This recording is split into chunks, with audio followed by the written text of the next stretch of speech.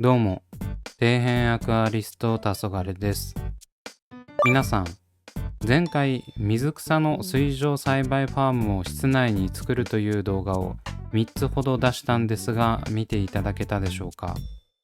まだ見ていないという方は、概要欄に再生リストを貼っておきますので、ぜひそちらも見てやってください。レイアウト水槽に使用する水草を自給自足するべく、今までできるだけおしゃれに室内で水上栽培を行っていたんですが、正直トリミングすればするほどキャパをオーバーしてしまい、もっと水草を栽培できる場所が欲しくなりました。前回の水草水上化方法はいろいろと問題点も多く、手間もかかる感じだったので、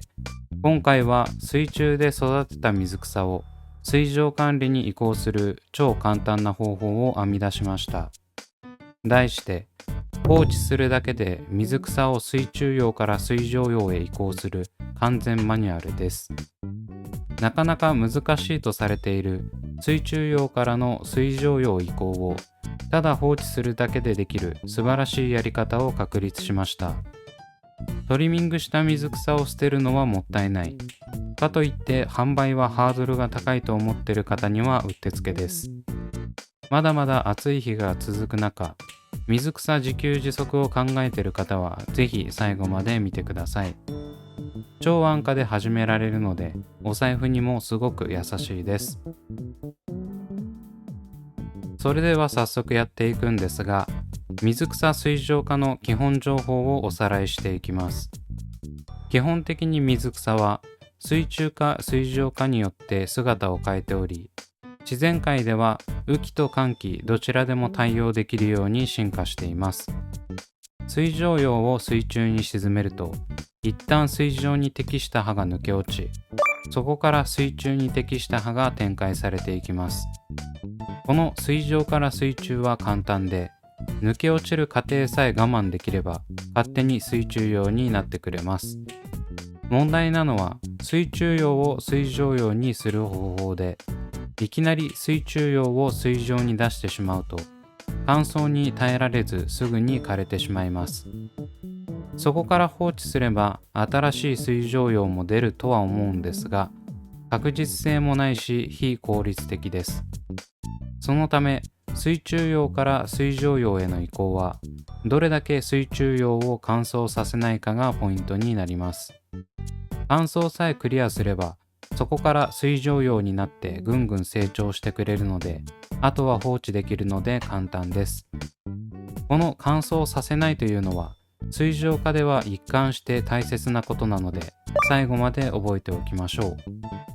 これを踏まえ、できるだけ手間をかけずに、効率よく水上化させる方法を今からお伝えしていきます。それでは早速、必要な材料をお話ししていきます。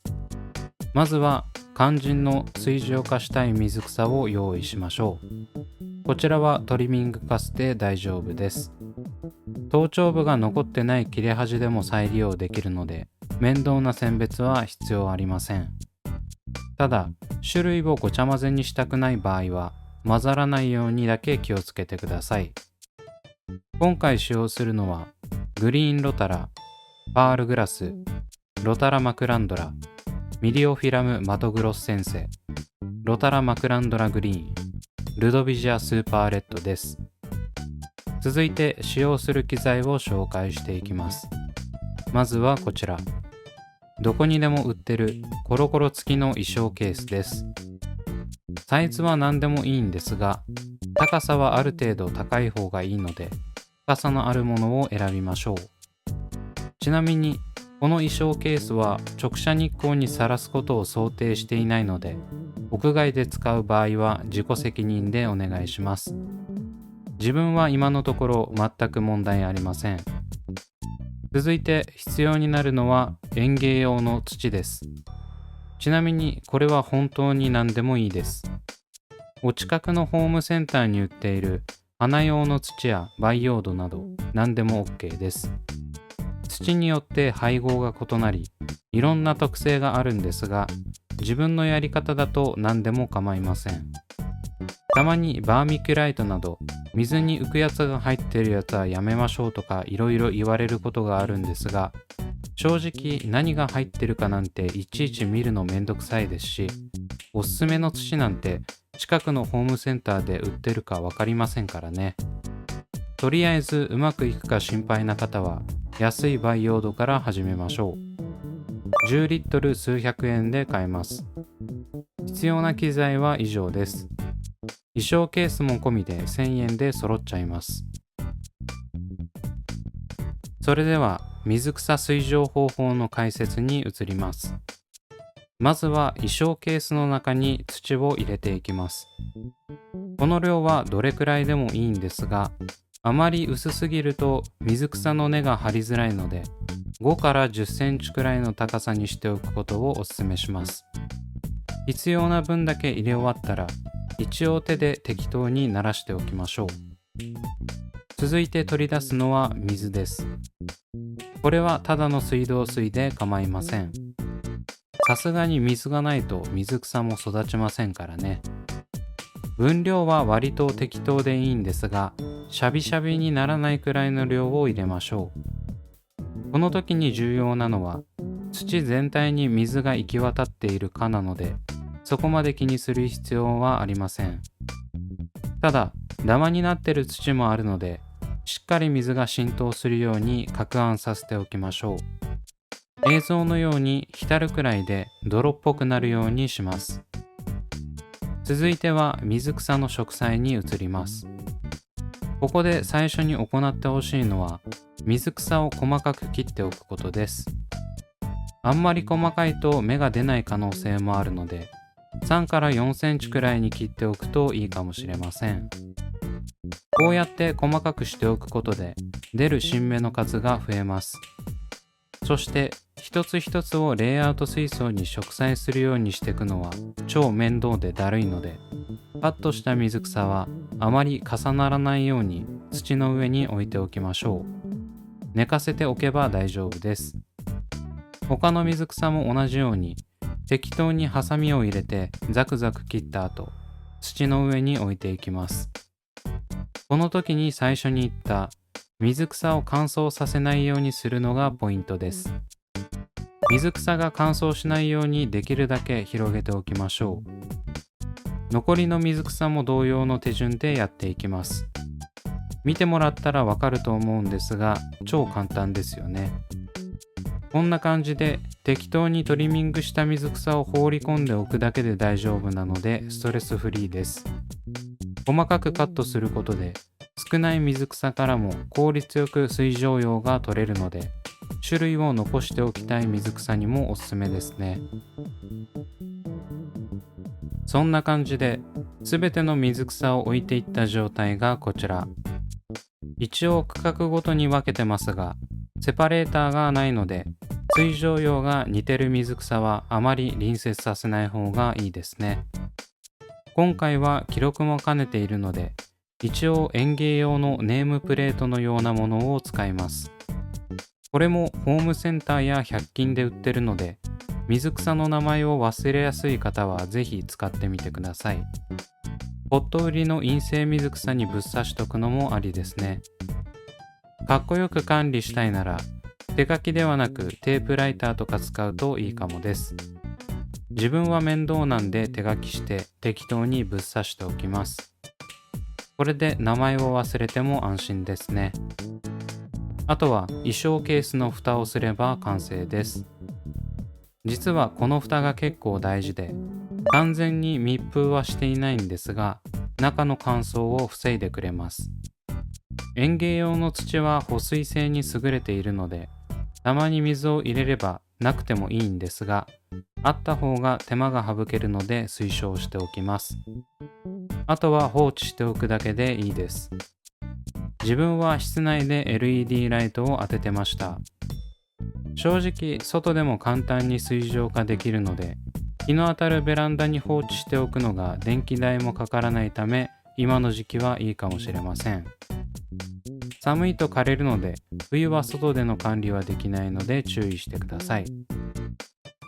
お好みの方法で管理してもらえれば OK です。とりあえず光さえあれば勝手に育ってくれます。水草をセッティングしてから1週間後の状態がこちら。寝ていた水草から光を求めて水蒸葉がちらほら出てきています。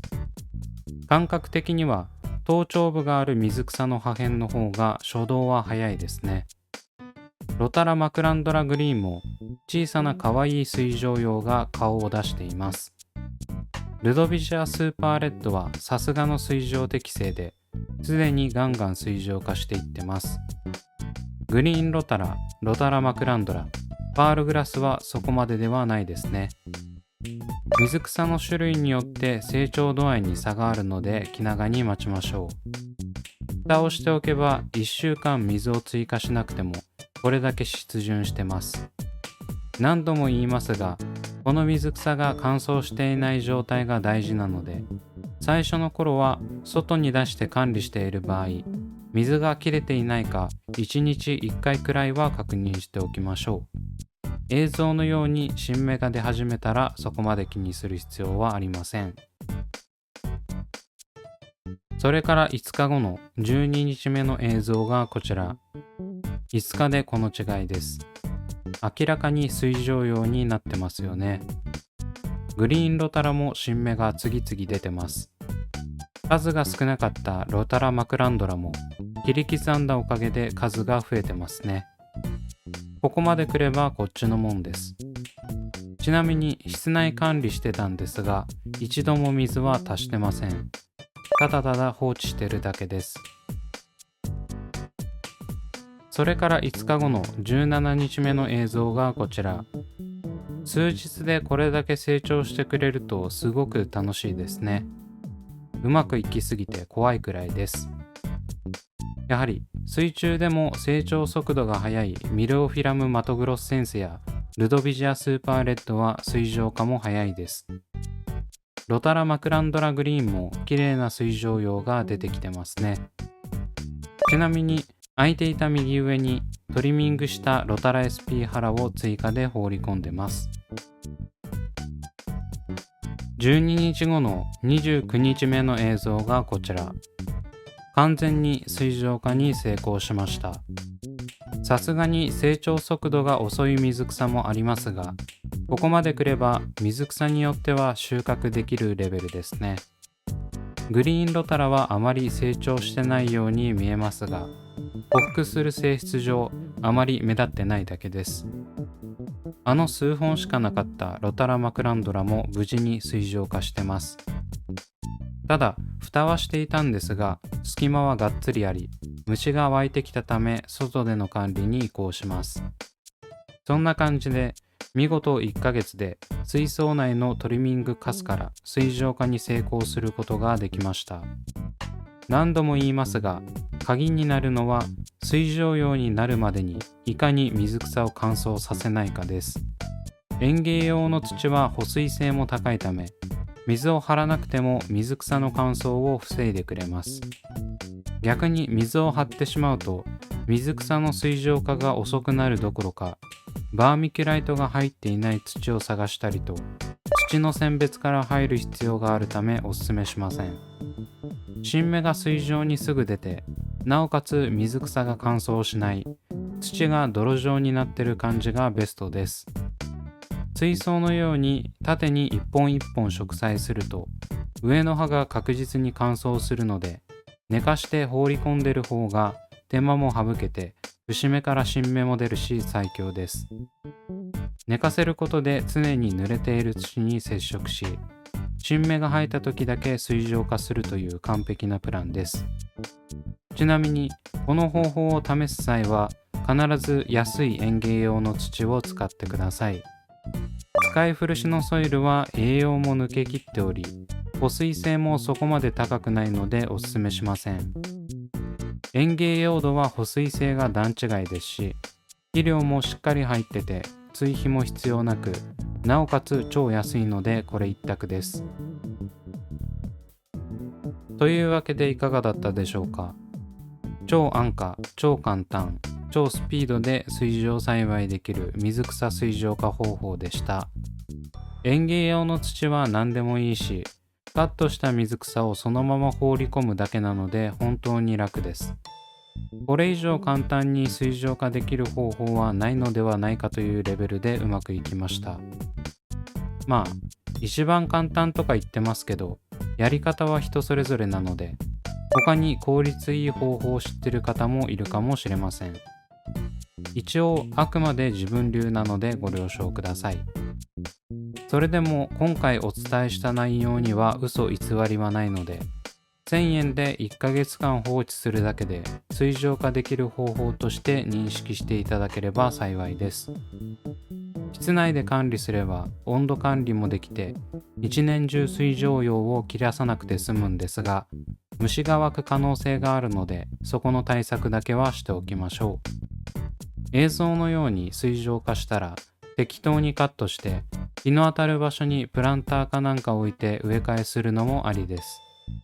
ずっと衣装ケースの中でも管理はできるんですが、仕切りがなくて水草の種類が混ざったりするのが嫌な場合は他の容器に移し替え推奨です。まだまだ暑い日が続くため、1ヶ月でできるこの方法でお手軽水上栽培をやってみてください。というわけで今回はここまで。Twitter と Instagram もやっておりますので、そちらも見ていただけると嬉しいです。それではご視聴ありがとうございました。